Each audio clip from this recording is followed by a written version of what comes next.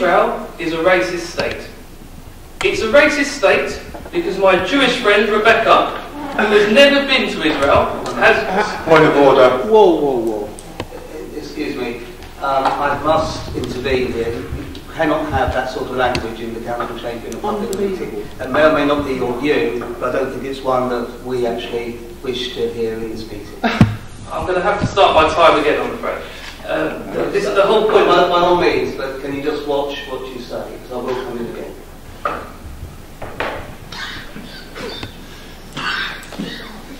It's a bit difficult to talk about the IHRA definition if I can't use the words that it restricts. That's the whole point, isn't it?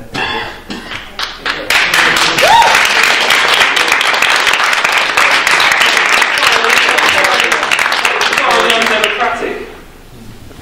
I have a 3-minute speech that I've prepared, and afterwards you can, if you don't agree with it, then that's fine. But I need to be able to use the words because the whole point is that you're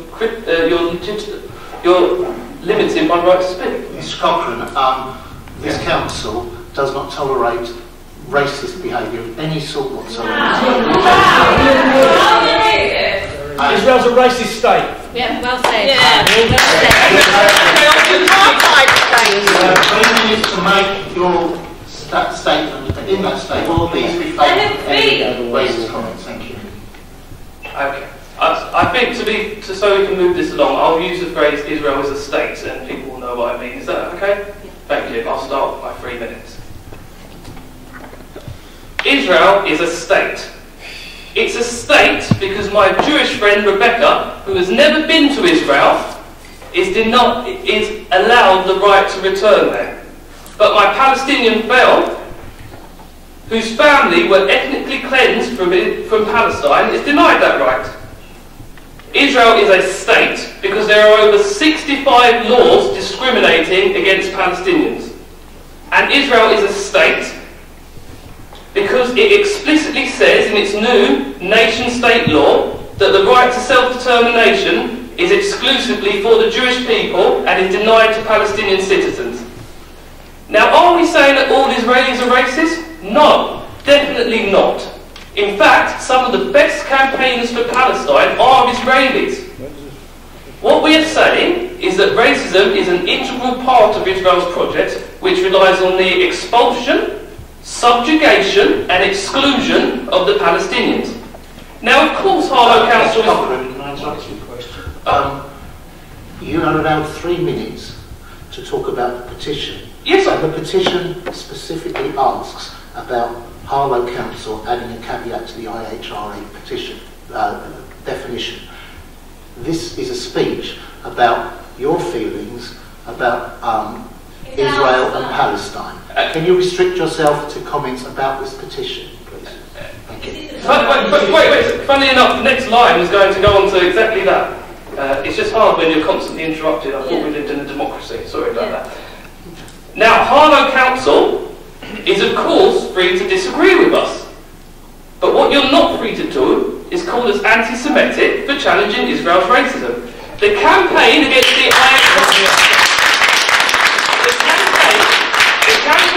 the IHRA definition is supported by Jewish organisations worldwide. We have a statement here from 40 Jewish groups which condemns the IHRA. They say, we urge our governments, municipalities, universities and other institutions to reject the IHRA definition. Israel does not represent us and cannot speak for us when committing crimes against Palestinians and denying their UN stipulated rights. Now, there are people on Harlow Council who I have respect for. There are people on Harlow Council who I have marched side by side against anti-Semitism with. And they must know they're on the wrong side here. But I understand that they're under huge political pressure at the moment, including from dishonest Tory councillors. And I want to say this to some of the Tory hypocrites in this building. If you want to challenge anti-Semitism, then tell your European party, tell them not to pass a motion defending anti-Semites like Viktor Orban, and tell them to break their coalition with the Holocaust-denying anti-Semitic Polish Law and Justice Party. Because let me be very clear, no one will be taking the fight for anti-racism from the Windrush-deported, far-right supporting Tory party. This has nothing whatsoever to do with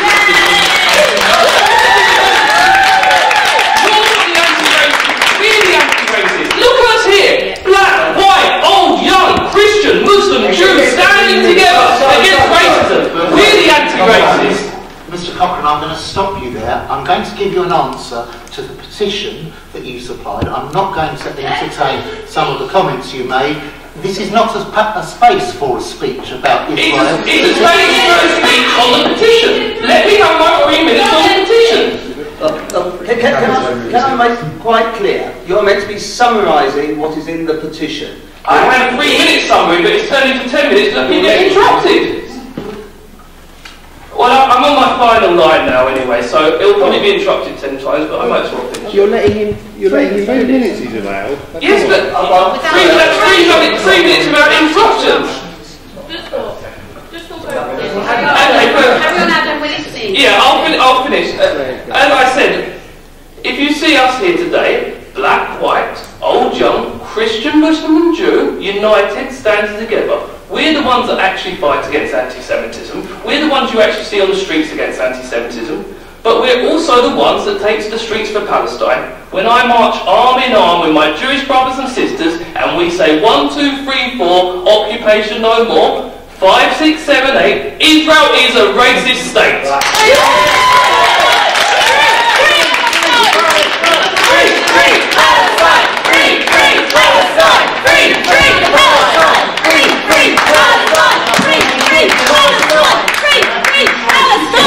Can I let me respond to the petition? I'll be responding to the petition, but if we have this sort of behaviour, I'll have to ask you to leave the chamber. Thank you. I do have a response. I won't interrupt you while you're responding, unlike you did to me. Mr. Cochrane, if you interrupt me, I'll ask you to leave. Thank you for your petition. The IHRA definition of anti-Semitism was adopted by the Labour Party nationally without additions, deletions or caveats. This council did the same. I spoke on this matter on the 1st of November 2018 when the definition was accepted unanimously. At the time I said this, and I hope my comments at the time addressed some of the concerns in the petition. This is what I said. There have been some concerns amongst people interested in international affairs that accepting the IHRA definition of anti-Semitism, together with the 11 examples, would prevent them from ever criticising the actions of the Israeli state, without being themselves labelled as being anti-Semitic. Hence, they have been worried about accepting it without deletions or additions or caveats. However, proper reading of the text shows these fears are unfounded. The IHRA definition explicitly accepts that criticism of actions taken by the State of Israel can be made, as long as those criticisms are not used as a vehicle to deny the right of the State of Israel to exist, as long as those criticisms are of the actions of the state and not of the Jewish religion, as long as the State of Israel is not singled out for criticism, and as long as comparisons are not made with the Holocaust. And I went on to say, thus I feel confident that I could, if I wanted, speak out about the treatment of Palestinians by the State of Israel. Just as I could, if I wanted, to speak out about the actions of the Saudi Arabian regime in Yemen, the appalling human tragedy unfolding for the Rohingya people in Myanmar, and countless other examples of governments acting in ways that are unacceptable. I made a criticism of Israel in that. All very different issues, but all deeply troubling to people interested in international affairs. Those are my words in this council on the 1st of November. You tell me there are Palestinians living in Harlow whose families have experienced great suffering at the hands of the government of Israel. The adoption of the IHRA definition by Harlow Council does not prevent them from discussing their personal family experiences or oppression, nor does it prevent them from openly advocating for their human rights. Harlow Council is an equal opportunities employer, and residents of Palestinian origin will be treated fairly and equitably under the law. Therefore, the caveat you suggest is not needed. Councillor Johnson. Thank you, Councillor Ingle. Yes, the IHRA definition of anti-Semitism was passed at the Bucharest plenary in 2016, a plenary attended by 32 nations. Since then, 17 nations and the European Union have all signed up to the definition uncaveated and unamended. There is a view held by academics that if one organisation or institution can amend the wording to suit its own needs, then by logical corollary, anyone else could do the same, which would once again revert to a world where anti-Semitism would go unaddressed simply because different entities cannot agree on the definition. Therefore, this council adopted it in its natural state. As the leader of the council has pointed out, that does not stop people voicing fair criticism, and he's already outlined the ways in which that can be done. However, and here you see this is where it gets ridiculous, because actually the problems in the Middle East require level-headed debate. And what we saw tonight was shouting and screaming and racist accusations of racist. And despite the fact that I interrupted none of you and sat and listened to every word you said, you have continued to interrupt me whilst I'm speaking. And this is just an example, I believe, of the far left on the march in this town. That needs to be dealt with. The IHRA definition should not be caveated in any way. I'm very pleased that this council passed it in its uncaveated form, and I reject the need for it to be caveated further or any amendment that is made by suggestion of this petition tonight. I thank you for bringing the petition. I was very happy to listen to what you had to say. It's a shame you weren't happy to listen to what I had to say in response. Thank you. So, a very brief summary. Harlow Council, whether you like it or not, whether you want to shout me down, is an equal opportunities employer. The petition specifically spoke about fears about not getting equal treatment. If there are any suggestions that you would like to bring to my attention of Palestinians being unfairly treated because of their race or their religion or any other reason that falls foul of the equal opportunities legislation, please bring it to me and I will act upon it. But this council will not be adding a caveat to the IHRA definition. Shame on you. Shame.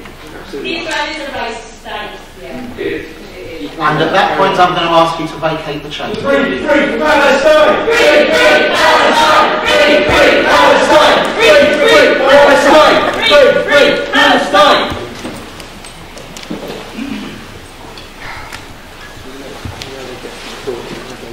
Shame on you. Shame on you. Israel is a racist state. It's a racist state, and it's not racist to say it.